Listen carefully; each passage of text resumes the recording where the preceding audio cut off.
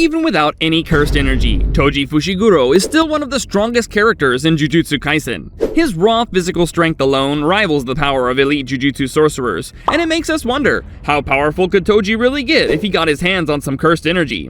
Would he be as strong as special grade sorcerers like Gojo, or even the king of curses himself, Sukuna? Well, get ready as we explore this alternate reality of Toji having cursed energy. First, it's not just about the power he would wield, it's about the man behind that power. As someone who was born in the Zenin clan, Toji didn't experience the nicest of childhoods due to his lack of cursed energy, and this resulted in his endless hatred toward Jujutsu sorcerers in general. However, even though he had no cursed energy, his physical prowess was through the roof.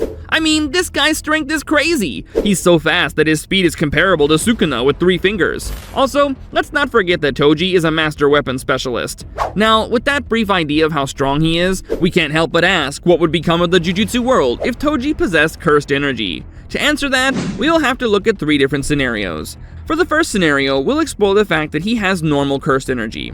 Like a normal Jujutsu sorcerer, nothing special. With this fact, Toji now has cursed energy. This means he wouldn't have the heavenly restriction on him anymore. That would also mean that his base physical capability would have been reduced. However, as a member of the Zenin clan, he would possess an insane amount of cursed energy in addition to his mastery of handling weapons.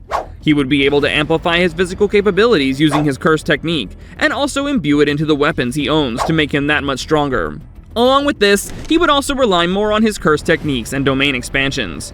With this fact in mind, we shall explore the possible outcomes of this in the main event, where he goes against young Gojo in a fight again. In this alternate timeline, things will flow similarly to the main story. Toji would become more interested in underground jobs as an assassin, and would spend less time with the Zenin clan. Gojo and Geto are assigned a mission to escort Riko to Tengen, and Toji is hired by an organization to eliminate them. Using his clever tactics, Toji manages to assign cursed users to attack Gojo and Geto. As expected, they get defeated. The duo arrives at Tengen's temple, and Toji eventually confronts them, feeling confident in his abilities that he can take them out. Gojo orders Geto to head into the temple with Riko, while he deals with Toji. At first, Toji gets the upper hand since he's familiar with how Gojo's ability works. He uses his cursed energy to amplify his physical strength, and he uses it in combination with his weapons. Unfortunately for him, this is not enough to overpower Gojo, who's able to recover from the surprise pretty quickly. In the blink of an eye, Gojo finally finishes him off using red. And just like that, the battle is over before Toji can deal any significant damage. His death in this timeline would affect a lot of things. Riko would eventually go on to live her life. Geto would not become bent on killing every non-sorcerer, and Megumi might eventually become the new leader of the Zenin clan since Gojo doesn't adopt him.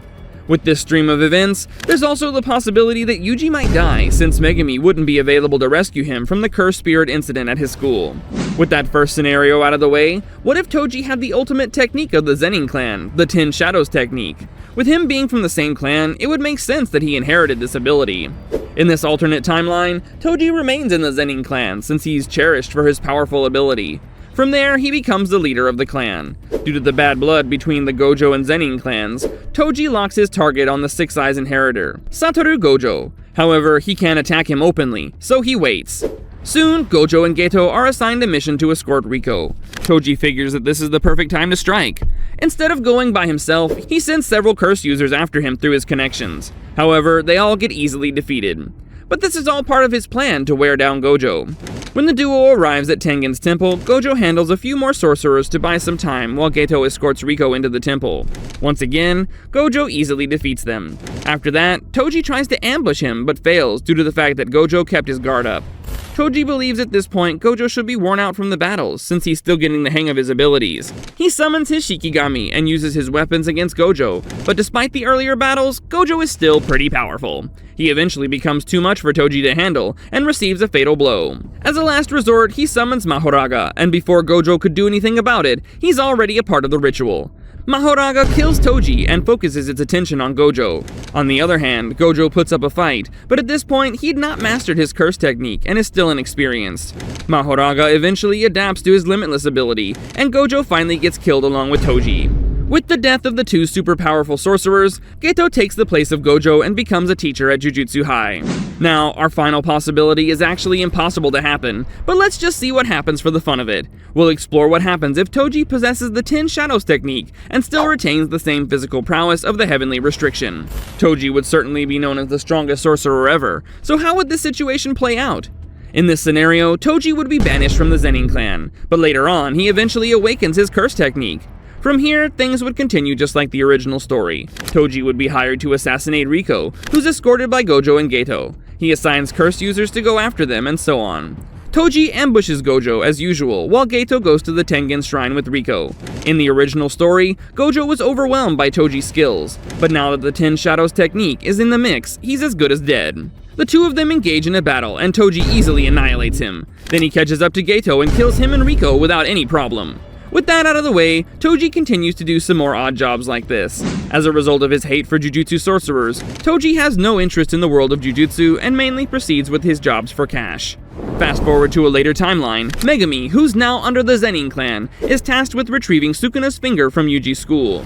At the same time, Toji also receives a job relating to the same issue from an underground organization. Just like in the original story, Yuji eventually devours Sukuna's finger when he gets into trouble and transforms into him. When this happens, Toji arrives to the battle in time and renders him unconscious. Megumi, on the other hand, sees all this and asks for Toji's identity, but he gets no response, leaving him unaware of who his father is. Toji sees Yuji's potential to become Sukuna's vessel, and the original plan of the anime remains the same. Find and feed all of Sukuna's fingers to Yuji, then probably kill him. With Yuji's location unknown to the rest of Jujutsu High, the plan is set into motion. Several fingers later, Sukuna is revived to his full glory. The ultimate battle breaks out between Toji and Sukuna. Unfortunately, Toji's adept skill is no match for Sukuna alone. So he summons all 10 of the Shikigami at once, including Mahoraga, to battle.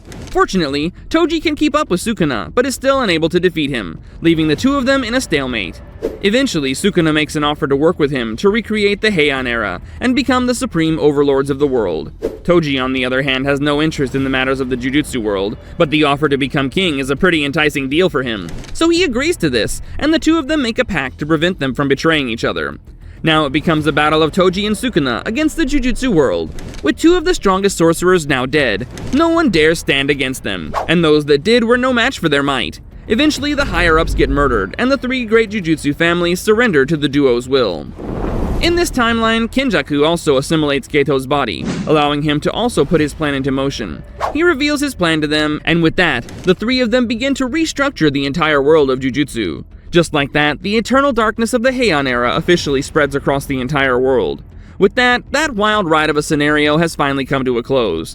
While Toji in that reality could be the most powerful sorcerer, it's virtually impossible for one to have such an overpowered curse technique and the superhuman physical boost from the Heavenly Restriction. Even with that, it's still worth thinking about, just like what could happen if Toji goes against the peak version of Gojo, or even someone like Kenjaku, who currently has control of Geto's body. How would that battle turn out? Unfortunately, that'll be a topic for another video. So what do you think? Feel free to share your thoughts in the comments. If you enjoyed this video, be sure to like and subscribe to stay up to date for more content. With that, thanks a lot for watching, and I'll see you all in the next video. Bye!